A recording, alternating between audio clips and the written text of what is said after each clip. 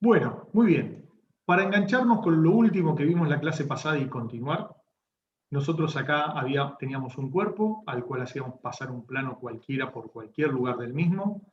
Este cuerpo me quedaba dividido en dos partes. Acá nos encontramos que solamente mostramos una de esas dos partes, en este caso la parte de la izquierda o parte 1. Y nos aparecen todas las fuerzas exteriores que están actuando sobre esa parte del cuerpo. Recordemos que las fuerzas exteriores son las fuerzas activas más las fuerzas reactivas, y que esas fuerzas en realidad no se transmiten a través de un único punto, que sería el baricentro de la sección, sino que se transmiten a través de los infinitos puntos que conforman esa sección. Lo otro que dijimos es, bueno, la verdad que las fuerzas que se transmiten punto a punto son fuerzas infinitesimales, porque como hay infinitos puntos, esas fuerzas habíamos llegado a la conclusión de que no podían ser fuerzas finitas. Entonces, era conveniente definir una nueva magnitud, a la cual la denominábamos como vector tensión asociado a ese plano de corte, y lo distinguíamos como el vector ρ, o muchas veces como el vector t, t minúsculo. Este vector uno lo podía descomponer básicamente en dos direcciones. Uno que era perpendicular al plano de la sección y otra componente que estuviera contenida en el plano de la sección. La componente perpendicular la denominábamos como tensión normal, y la componente en el plano de la sección la denominamos como tensión tangencial. Pero a su vez, como nosotros estamos acostumbrados a trabajar con ternas coordenadas cartesianas, dijimos, bueno, si esto está contenido en el plano, está en el plano XY. Y si está contenido en el plano XY o plano X, que es exactamente lo mismo, la puedo descomponer según esas dos direcciones. Entonces, haciendo un zoom de esto, este es el vector ρ, y lo descompongo en sus tres componentes según los tres ejes coordenados. Hasta acá habíamos llegado. ¿Sí? ¿De acuerdo? Sí, profe. Muy bien. Perfecto. Bueno, vamos a ver ahora, claro, exactamente porque habíamos dicho empezábamos con el tensor de tensiones hoy en día. Entonces, vamos a ver ahora lo siguiente. Vamos a considerar de nuevo a nuestro cuerpo, cargado con las mismas fuerzas, siempre seguimos jugando con el mismo cuerpo, y de vuelta, de todos los infinitos puntos, adoptamos uno cualquiera, que en este caso le ponemos o lo denominamos como punto A, que es este que está indicado acá. Así que, y esas fuerzas P sub I son fuerzas generalizadas exteriores que están en equilibrio. Muy bien. Y obviamente elegimos esta terna coordenada global o terna cartesiana global. Muy bien. Vamos a suponer ahora que hacemos pasar tres pares de planos paralelos 2 a 2, separados entre ellos una distancia infinitésima, que pasan por el punto A. En realidad, yo uno de los planos lo hago pasar por ahí y el otro lo hago pasar un infinitésimo en el sentido positivo del eje. ¿Sí? Por ejemplo, el cuerpo, la terna y el punto. Estos son planos X, que están separados entre sí un diferencial de longitud en la dirección X. ¿Sí? Y son planos X, ¿por qué? Porque su normal, fíjense que estos planos son paralelos a los planos YZ. Obviamente el plano YZ es el plano X, porque la normal es el plano X. Así que estos son los dos planos X. Okay. Supongamos ahora que hacemos pasar dos planos paralelos, paralelos entre sí, pero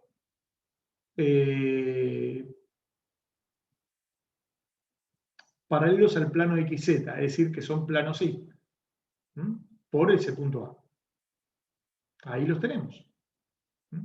La normal de este plano es el eje Y. Y finalmente, hacemos pasar otros dos planos por ese punto A, que serían los planos Z, también paralelos a sí mismos. Entonces, fíjense que habiendo hecho pasar estos tres pares de planos paralelos entre sí y a su vez perpendiculares entre sí, ¿qué me queda si yo recorto el volumen de intersección de estos 6 planos? Me va a quedar un cubito infinitesimal. Me queda un cubo infinitesimal.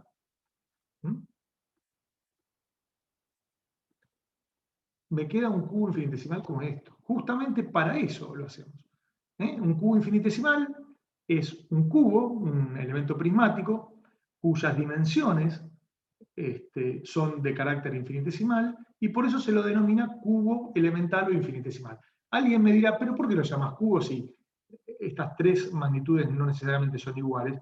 Simplemente como uno las puede hacer tan chiquitas como se quiera, la diferencia entre ellos es el significante, y uno puede decir, bueno, si bien puedo, en el caso más general, considerar que no son que son distintos, diferencial X y Z, bueno, tampoco esa diferencia es tan grande. Entonces, da lo mismo llamarlo cubo elemental o infinitesimal o diferencial, o prisma elemental o infinitesimal o diferencial. ¿Estamos de acuerdo? Entonces,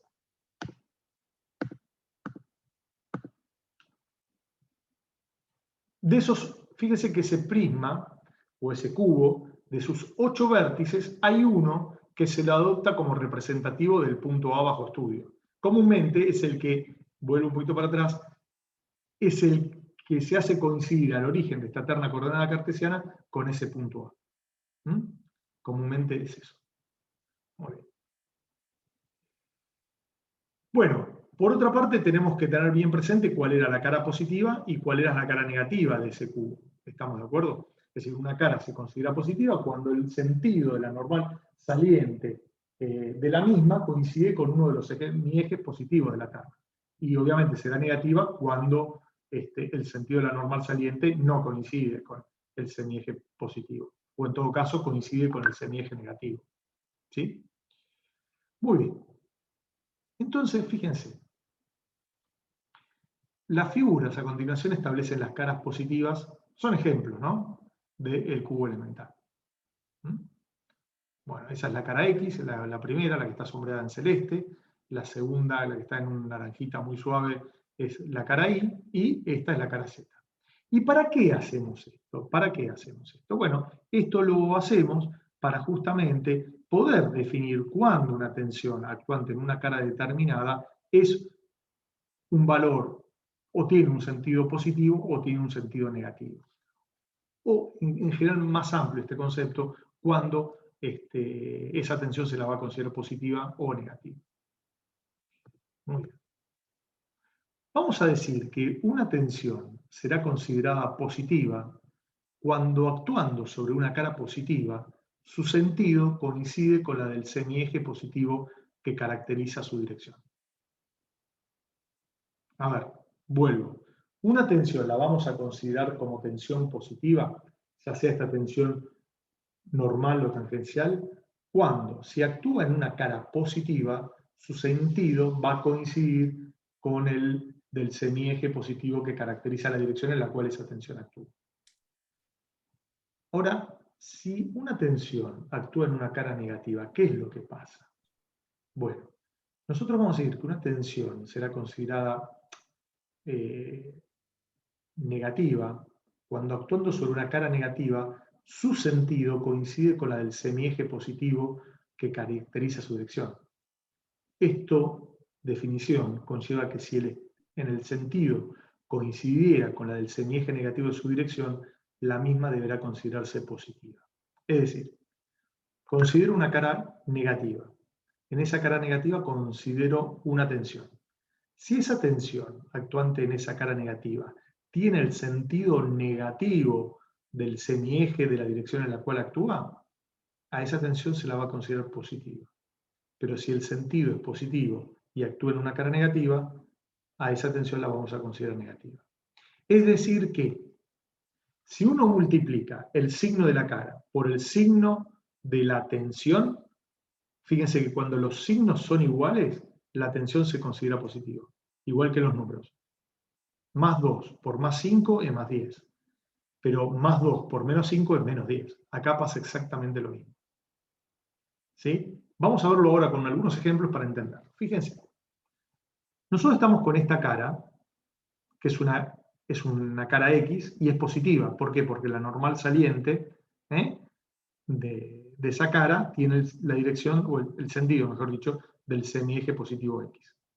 Ahora, fíjense, sigma X es positiva. ¿Por qué? Porque tiene el sentido positivo actuando en una cara positiva.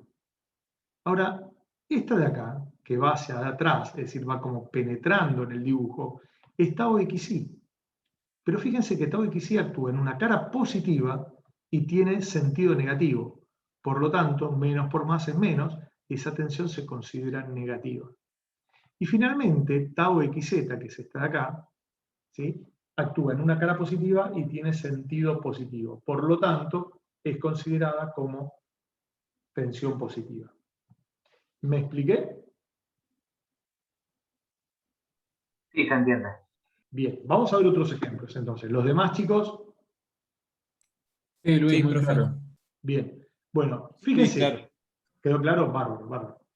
Bueno, fíjense ahora la tensión normal. La tensión normal actúa, esta cara es la cara X negativa, y el sentido de esta tensión normal es negativo. Pero, sin embargo, esa tensión es considerada positiva. ¿Estamos de acuerdo? Y además, fíjense que tiene algo que ver, porque en general nosotros siempre dijimos que si un esfuerzo de tracción era positivo, una tensión que sea de tracción también será positiva. Fíjense que acá me estoy estirando el cuerpo, y acá también. Entonces, es lógico, las definiciones van haciendo lógicas a través de todo el proceso que uno va desarrollando de estabilidad a esta parte, y obviamente va a continuar en la próxima materia, que es análisis estructural 1.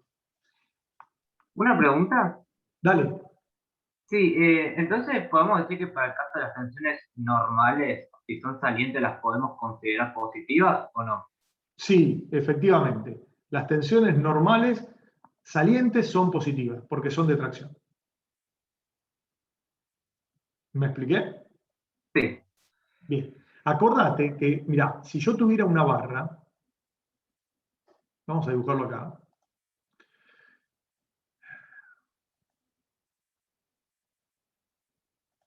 Vamos a suponer que yo tengo una barra, acá, esta barrita, y en donde a esa barra le voy a aplicar dos carguitas. Una que va para allá y otra que va para allá de tracción. Pero a su vez, acordate que voy a tomar como semieje, acá estamos, positivo, este de acá. Me olvidé. Bueno, este es el semieje positivo. Muy bien. Si yo ahora corto esto, con algo como esto, voy a tener dos partes del cuerpo, ¿no? Entonces voy a tener una que va a ser esto de acá, y en realidad, esperen un segundo porque...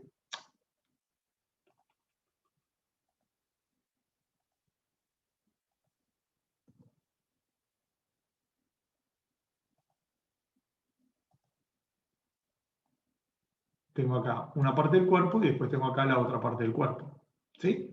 Producida por este corte. Entonces voy a tener ahora, acá tenía esta fuerza y acá tenía esta fuerza de acá. Y a su vez, estos son los esfuerzos internos y estos son los esfuerzos internos. Fíjate que para el semieje positivo, que es hacia la derecha, que es como lo venimos tomando siempre, esta es la cara positiva y este esfuerzo es positivo. Tiene el sentido positivo del semieje en realidad, y por lo tanto se lo considera positivo. Pero este también es un esfuerzo, si bien el sentido es negativo en cuanto a la terna, este es un esfuerzo de tracción actuante sobre este tramo de la barra. ¿Por qué? Porque actúa en una cara negativa y con sentido negativo. Entonces, a este esfuerzo, a esto que uno, a este par de esfuerzos, que es el esfuerzo normal, se lo considera positivo. ¿Quedó claro? ¿Mm? Sí, gracias. Bien, de nada. Muy bien, vamos a borrar esto. Esto lo borro, ¿no? Bueno, después fíjense que acá tengo tau xi, pero tau xi en este caso actúa en una cara negativa y tiene sentido negativo, por lo tanto es positivo. Mientras que tau xz actúa en una cara negativa con sentido positivo, por lo tanto es negativo. ¿Estamos de acuerdo? Sí, de acuerdo. Vamos, bien. Bueno, sigamos un poquito más.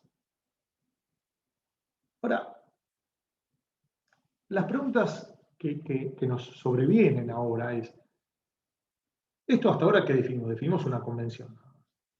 Digo, si por un punto cualquiera pasan infinitos planos, nosotros ¿podemos determinar los infinitos vectores de tensión asociados a esos infinitos planos?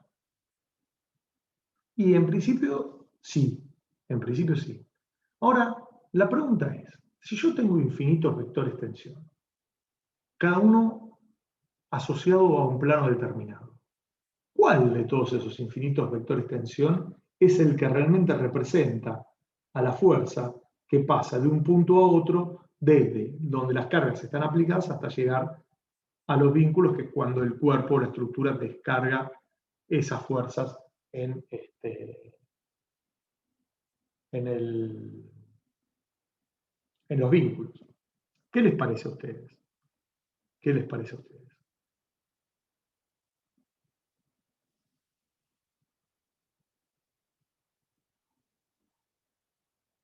¿Eh? ¿Podría repetir la pregunta? No puedo escuchar. Dale, vamos de vuelta. La pregunta es la siguiente. Si yo tengo el cuerpo, ese cuerpo me centro en un punto cualquiera, lo llamo A. Por ese punto A pasan infinitos planos. Y para esos infinitos planos yo voy a poder determinar para cada uno de ellos el vector tensión. Entonces la pregunta es, ¿hay alguno? Es decir, yo tengo infinitos valores. ¿Hay alguno que caracteriza realmente lo que le pasa a ese punto o no? ¿Cuál es realmente la fuerza que pasa a través de ese punto, de una sección a otra, hasta llegar a los vínculos?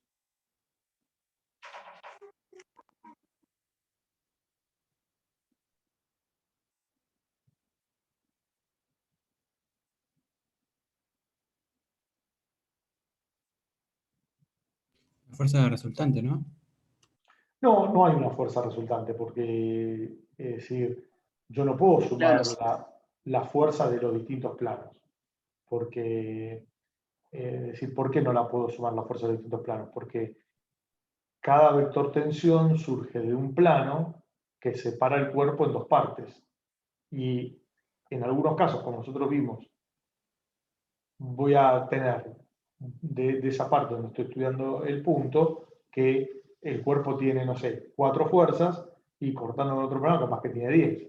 Entonces, no voy a poder sumar una resultante de esas fuerzas porque no me representa nada. Claro. Es el vector normal al plano. ¿Y por qué Claro, el donde no vector tenés, cuando no tenés tangencial, digamos, las componentes tangenciales. O sea, cuando son iguales a cero, en realidad. No, O sea, que cuando no tengo las tensiones tangenciales, es decir, cuando las tensiones tangenciales son nulas, ahí esa tensión, que va a ser una tensión normal, es la que realmente representa lo que le pasa a ese punto. Bueno, la verdad que no, ninguna de esas. Pero conozco las fuerzas exteriores, no las conozco las fuerzas exteriores. Sí, las conoces, si no, no podés determinar nunca el vector de tensión. Ah, claro. Eso lo conoces siempre. Está bien, teniendo las fuerzas exteriores sí sé la resultante de los esfuerzos. Con cada plano voy a cortar y me van a cambiar porque depende la posición del plano, pero Eso sí, eso estamos de acuerdo. Vos conocés la resultante de esas fuerzas con cada plano que vos cortes y lo reducís al baricentro de la sección. Pero así como tengo eso, tengo infinitas de esas fuerzas resultantes y por lo tanto por ese punto voy a tener infinitos vectores de tensión o infinitos diferenciales de fuerza que van transmitiéndose de un punto a otro. Y la pregunta es, claro, ¿cuál de todos esos representa lo que le pasa a ese punto? los que coinciden con los ejes, ¿Por qué? pues son las ternas a que yo hago referencia. Pero fíjate que si vos tenés una terna, vos tomás un plano, siempre el vector Sí, tensión además la voy a cambio de poder terna decomponer. y sería lo mismo. ¿Cómo? Que cambio de terna y sería lo mismo, por más que no esté alineado con la posición del objeto, digamos, en esa terna. Pero si vos cambiás de terna, vos fíjate que un vector no es lo mismo que vos lo expreses en una terna o lo expreses en otra. No, claro, por eso. Ustedes vieron cambio de base, así que las componentes van a ser distintas.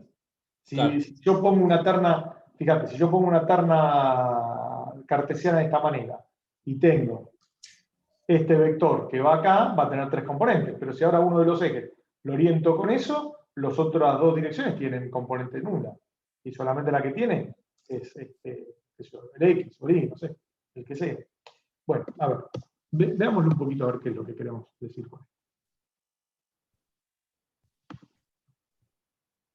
Acá, en realidad, surge un nuevo concepto, que nosotros lo vamos a denominar como tensión en un punto. ¿Y qué es la tensión en un punto? Vamos a definir como tensión en un punto o estado tensional de un punto al conjunto de los infinitos vectores tensión asociados a los infinitos planos pasantes por dicho punto. Pasantes por dicho punto. Es decir, que en realidad no hay un único vector tensión que me caracteriza lo que le pasa a ese punto. Lo que le pasa a ese punto queda caracterizado por el conjunto de los infinitos vectores tensión. Queda caracterizado por el conjunto de los infinitos vectores tensión, donde cada vector tensión, como sabemos, está asociado a un plano, ¿no? Este es un nuevo concepto en donde ya la magnitud que caracteriza a algo no está dada por un único elemento, sino está dado por muchos elementos. Es más, está dado por infinitos elementos. Entonces, cada uno dice, bueno, Luis, pero ¿cómo haces para tener en la mano infinitos elementos? Bueno, muchas veces, desde el punto de vista matemático, no necesito tener en la mano esos infinitos elementos. Simplemente tener la posibilidad de que cuando quiero tener uno de esos elementos, yo lo pueda tener. Y eso es lo que vamos a ver ahora.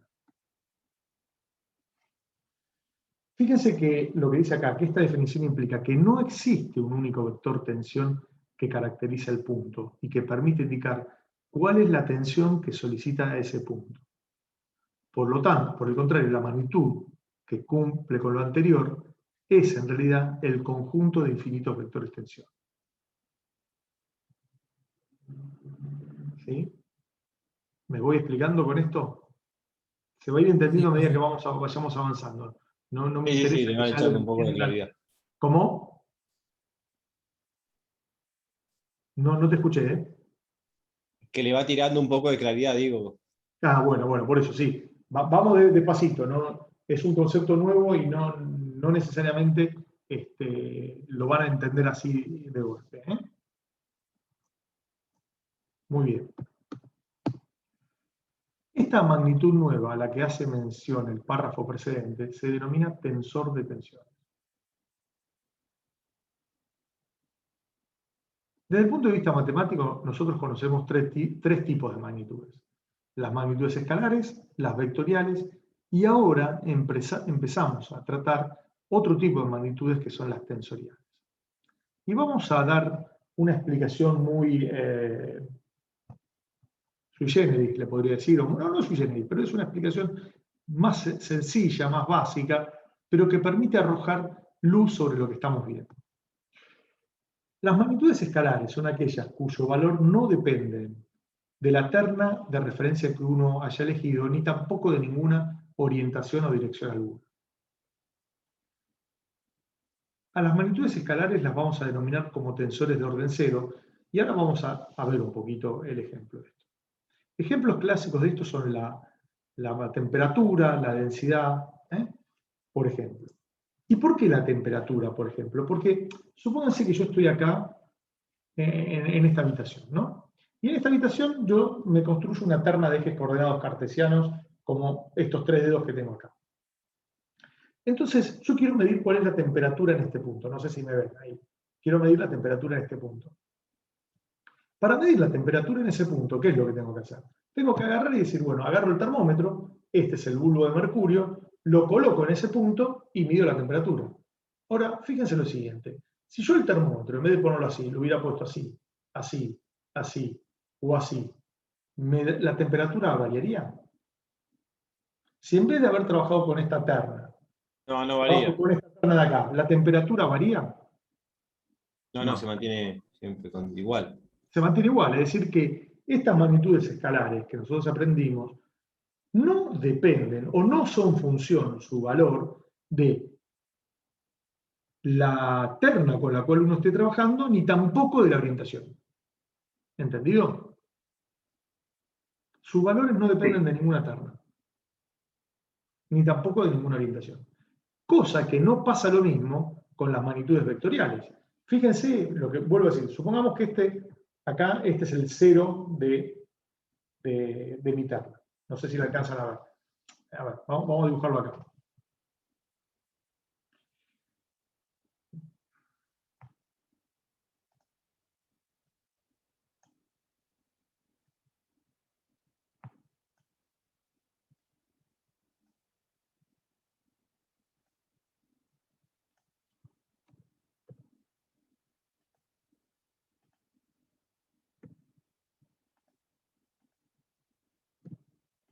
Tengo esta terna X y Z, y vamos a suponer que agarro este vector. Bueno, este vector para esta terna, este es un vector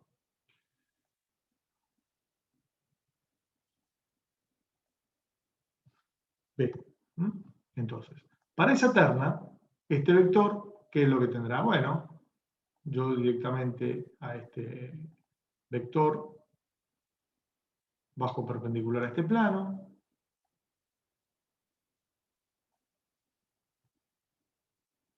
¿Sí? Y entonces, ¿qué tengo? Tengo las componentes X y Z de este vector. Esta es la X, esta es la Z, y esta es la Y. ¿Bien? Bueno, ahora, si yo cambio la terna y elijo una terna como la siguiente,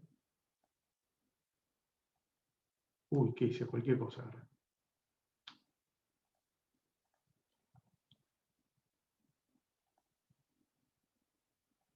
Si yo agarro esta terna ahora, las componentes del vector van a cambiar.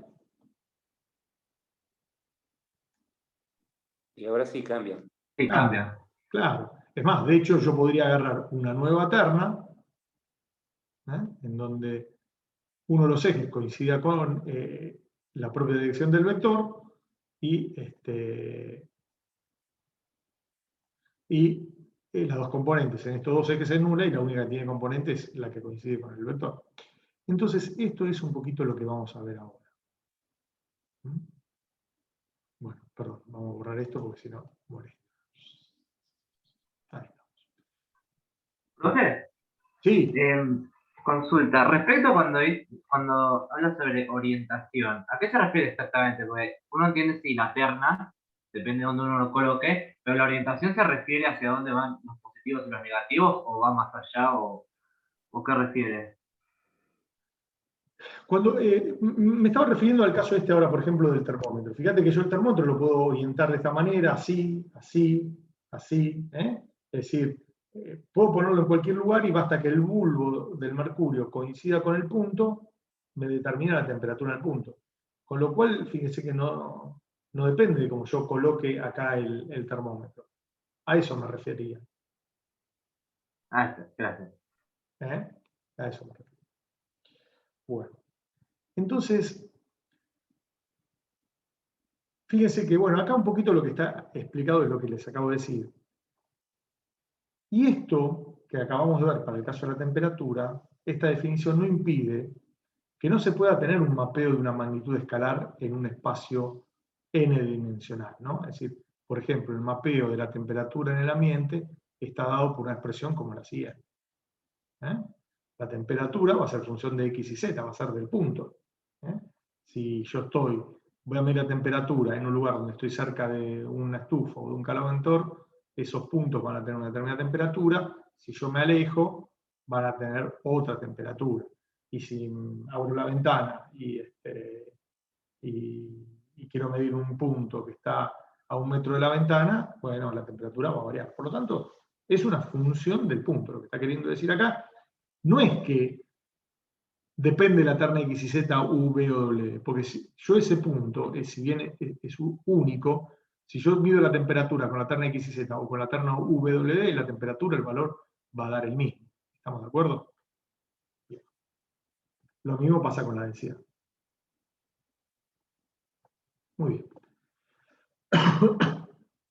Las magnitudes vectoriales se podrán definir como aquellas magnitudes que asocian a cada dirección del espacio un escalar. Ahora ya me estoy metiendo en las direcciones del espacio. Dirección ahora lo vamos a entender yo no vi quién me había preguntado antes, como la dirección que es una recta, en realidad es un conjunto de rectas paralelas entre sí que definen justamente la dirección, que son todas paralelas, quiere decir que otras rectas u otro conjunto de rectas que no coinciden, que no son paralelas entre sí, definen otra dirección u otras direcciones. A los vectores también se los suelen denominar como tensores de orden 1. Y recuerden que asocian. En el otro, a cada punto le asocia un escalar. Acá, a cada dirección le asocia un escalar. Y veamos esto con un ejemplo. Fíjense, yo acá tengo esta N1, que es una recta cualquiera. En definitiva, esa recta y el conjunto de rectas paralelas a esa definen una dirección. Y ahí vamos a suponer que tengo ese vector B. Por lo tanto, si yo lo proyecto a ese vector B sobre esa dirección N1, planteo el producto escalar de B por N1. Es decir, B N1 es la proyección de B sobre N1. ¿Quedó claro? Muy bien. Ahora, si yo tengo ese mismo vector, pero trabajo con esta dirección N2, fíjense que la proyección es esto. Y B N2 es igual a B por el producto escalar de N2. ¿Entendido? Entonces, ¿qué me está diciendo esto? Me está diciendo que las magnitudes vectoriales sí dependen de la terna y sí dependen de la orientación que uno esté considerando. ¿Estamos de acuerdo? Sí, se entiende. Bien. Ahora, fíjense, las magnitudes escalares son aquellas que le asignan a un punto un valor, un escalar. Las magnitudes vectoriales son aquellas que le asignan a una dirección un escalar. Las magnitudes tensoriales, para lo que nosotros vamos a ver, son aquellas que asocian a cada dirección del espacio un vector. Cuando antes asociábamos un escalar. Fíjense que acá el vector B es igual a Bn1 por N1. Acá B es igual a N2 por Bn2. Muy bien. Vamos a definir como magnitudes tensoriales a aquellas magnitudes que asocian a cada dirección del espacio un vector. Por lo tanto, estas sí van a depender, como pasa con los vectores, de la terna de referencia y de la orientación o dirección. Nosotros vamos a trabajar con tensores que los vamos a denominar tensores de orden 2 o de segundo orden. Acá, el tensor de tensiones asignará a cada dirección del espacio un vector. ¿Y qué vector asociará? Bueno, es justamente el denominado vector tensión. Particularmente, el tensor de tensiones es un tensor de segundo orden en un espacio de 3 dimensiones, o de n igual a 3. Y estos tensores tienen una representación a través de matrices cuadradas de 3×3. Ya cuando el orden del tensor va aumentando y se sale de los espacios de orden n o de los espacios euclidios, bueno, ya los tensores se transforman, no son posibles de representar a través de una matriz, ¿no? Muy bien. Bueno, y finalmente podemos tener tensores de orden n en espacios de orden m, ¿no? O sea, todo lo que lo más amplio. Nosotros vamos a llegar hasta tensores de cuarto orden, ¿no? En el tratamiento de esta materia. Y en espacios tridimensionales. ¿Cómo se construye el tensor? Bueno, vamos a suponer que conocemos los vectores tensión en un punto y asociados a 3 planos perpendiculares entre sí. Y para lo cual también se conocen las componentes. Vamos a asumir que estos 3 planos, que son mutuamente perpendiculares entre sí, son los planos coordenados X, Y y Z. Con lo cual los vectores tensión los vamos a poder escribir de esta manera. Es decir, el vector tensión asociado al plano X va a tener una componente en X, una componente en Y y una componente en Z. La componente en X, ¿qué va a ser? Sigma X. la componente ni de esa componente xy va a ser la tensión tangencial. Y la componente z va a ser la tensión tangencial zx. ¿Sí? Perdón, xz, disculpen. ¿Quedó claro? ¿Se entendió esto último o no? Sí, se entiende. Bien. Bueno. Lo mismo pasa. Perdón.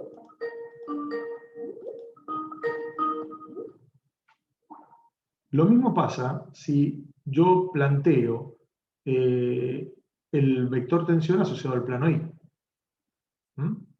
Que es ρ ix, ρ y, ρ y z.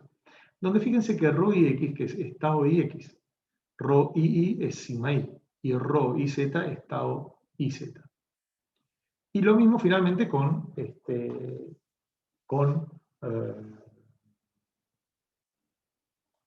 ρz, que sería el vector tensión asociado al plano z. Y entonces ahí vamos a tener ρ zx, que es estado zx, ρ zi, que es tau zi, y ρ zz, que es sigma z. ¿Entendido? ¿Me expliqué hasta acá? Ahora, Sí, fíjense lo siguiente.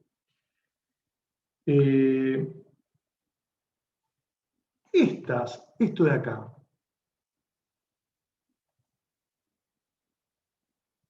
acá, yo lo podría llegar a escribir matricialmente de la siguiente manera. A ver, vamos a verlo.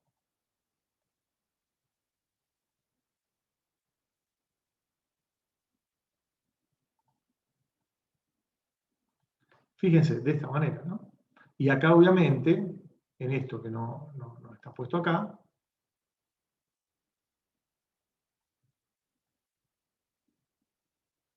tendré I,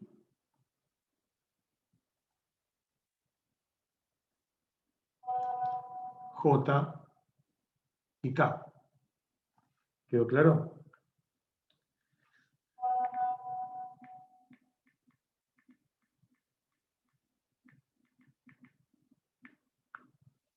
¿Se entiende? Sí, se entiende. Entonces, fíjense que cada columna de esto,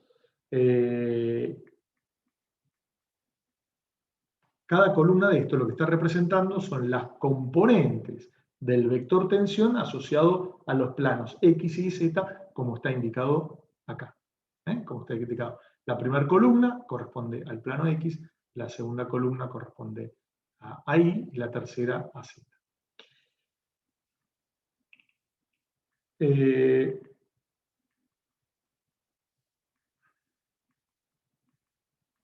Ahí está.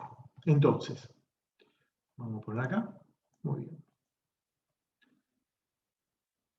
Ahora, la justificación de por qué esto se arma así, la vamos a ver más adelante, cuando veamos un poquito el estado propio de tensión. Acá lo que estamos dando es una introducción, y para que sepan que así es como se construye.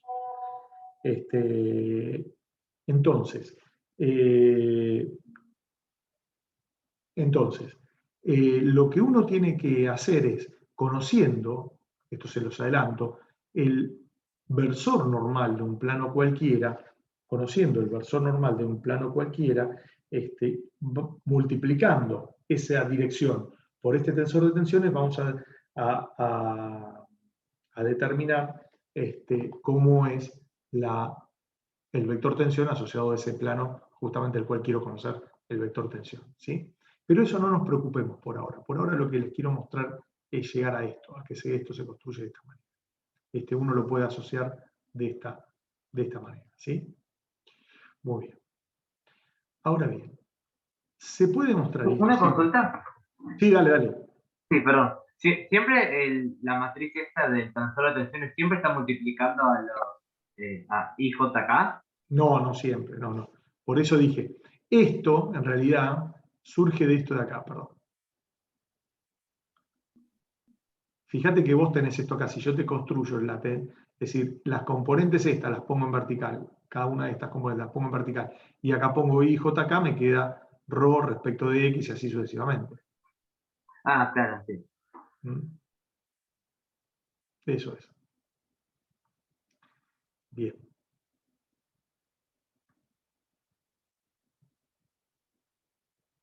Vamos, espera que me olvidé borrar esto. Ahí está. Muy bien.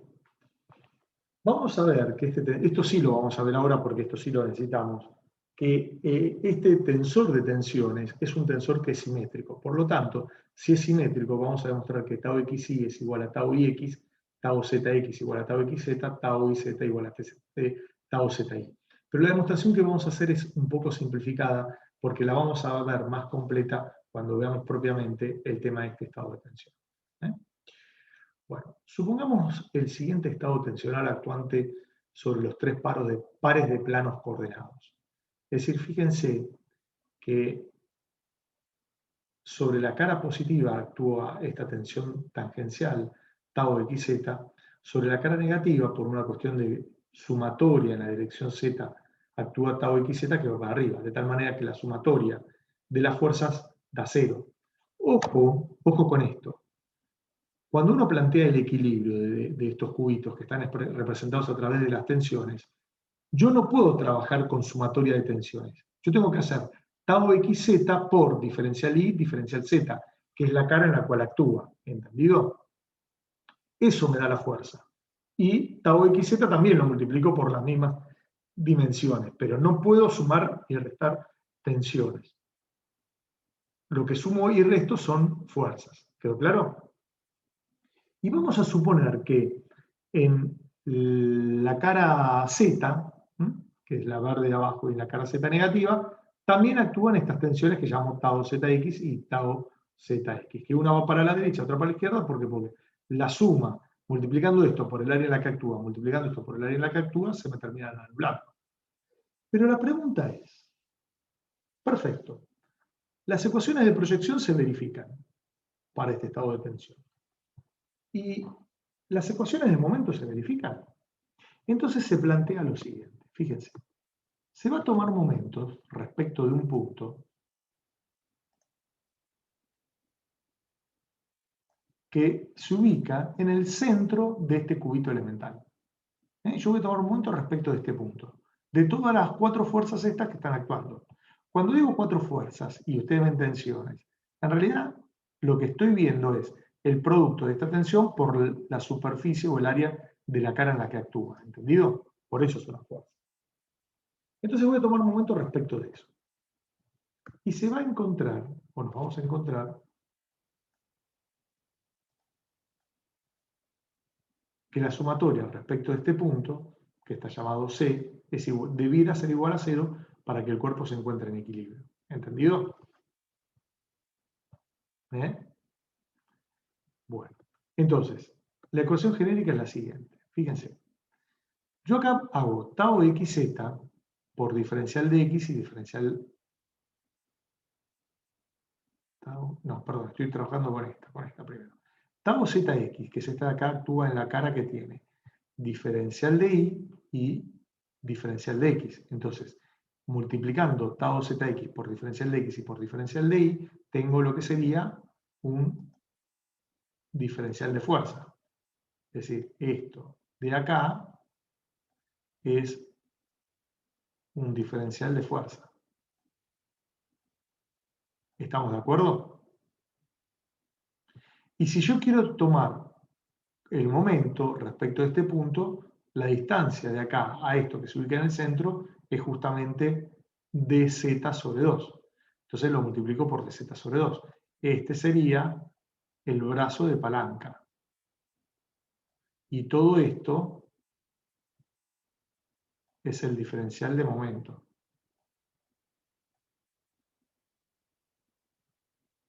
¿Entendido? Bien. Ahora, Perdón, profe, una consulta. sí, Diferencial X, diferencial Y es porque es en base a el plano, como está en el plano Z, ponemos diferencial X, diferencial Y. claro, porque fíjate que tau zx en qué plano está actuando. Está actuando en el plano diferencial x por diferencial y. Entonces lo tengo que Claro. multiplicar por el diferencial de área para obtener la fuerza. ¿Estamos de acuerdo? Que en realidad es un diferencial de fuerza, porque multiplico Y- una cantidad finita por una cantidad infinitesimal, que es el diferencial de área. Está bien. Y después la Y- distancia de esa fuerza al punto S que acabo de dibujar ahí en naranja es diferencial de Z sobre 2. Y fíjense que después va multiplicado por 2. Por este 2, ¿por qué? A ver, ¿por qué les parece que va? Son dos tangenciales, la de, Esta y esta de claro, acá. las Muy dos bien. partes del cubo. Claro, exactamente. Ahora fíjense que esas dos fuerzas generan respecto a este punto un momento positivo, por eso todo esto va en positivo. Bueno, ahora si hago lo mismo para las tau xz, voy a tener que tau xz actúa en diferencial y por diferencial z, y tomando momento respecto a este punto es diferencial de x sobre 2, y a su vez el producto por 2. ¿Quedó claro? ¿Eh? Sí. Bien. Ahora, bueno, voy a borrar para no confundir. Perdón, un segundo. Ahí está.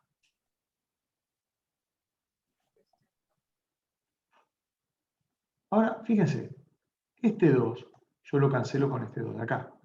Y este 2 lo cancelo con este 2 de acá. Por lo tanto, esto en definitiva que me queda, tau zx por diferencial x por diferencial y por diferencial z. Y acá me queda tau xz por diferencial y por diferencial de z por diferencial de x. Muy bien. Ahora, esto de acá lo puedo simplificar porque es lo mismo, saco factor común y simplifico. Con lo cual me queda que tau zx menos tau xz es igual a 0. Y en realidad tau zx es igual a tau xz. ¿Sí? Así que de esta manera vemos que estas tensiones, la tau zx y la tau xz, son iguales. Ahora bien, si yo en vez de trabajar con esto, hubiera trabajado con tensiones que están actuando, por ejemplo, en los planos Y y Z, o en los planos X e Y, bueno, me pasaría algo similar. Es decir, si este mismo razonamiento lo realizo, ¿sí? Trabajando no con las caras que estamos trabajando ahora, que son las X y Z, sino con las caras X e Y, o con la cara Y y Z, llegaría a una conclusión similar, que sería esta de acá. Esperen que...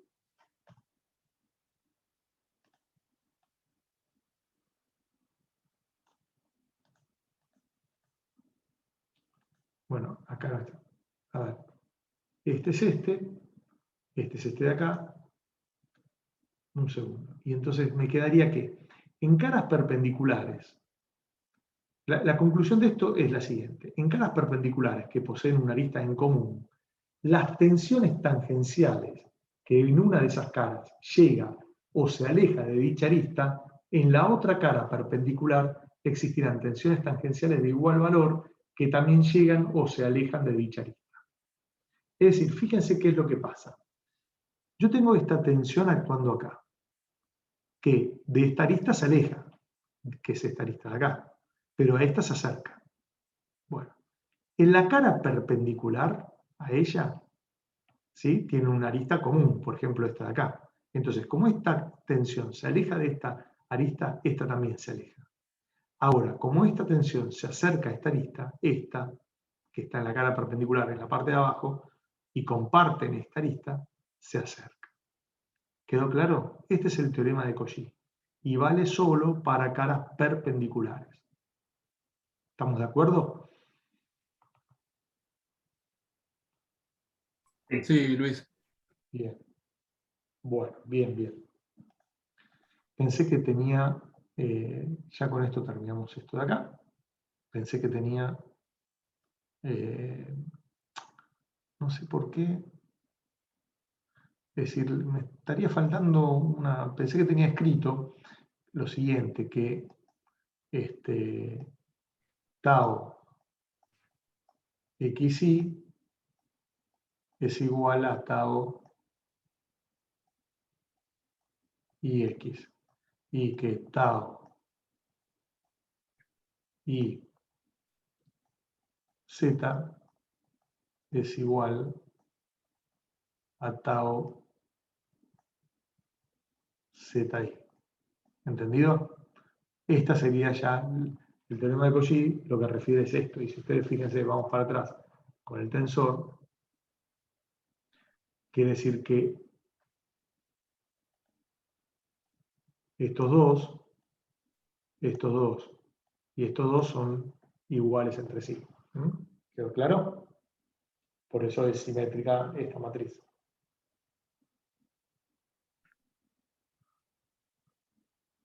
Sí, sí, perfecto, Luis. Bien.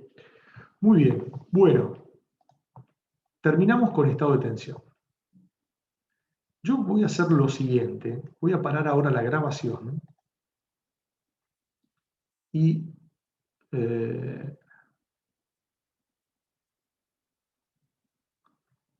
para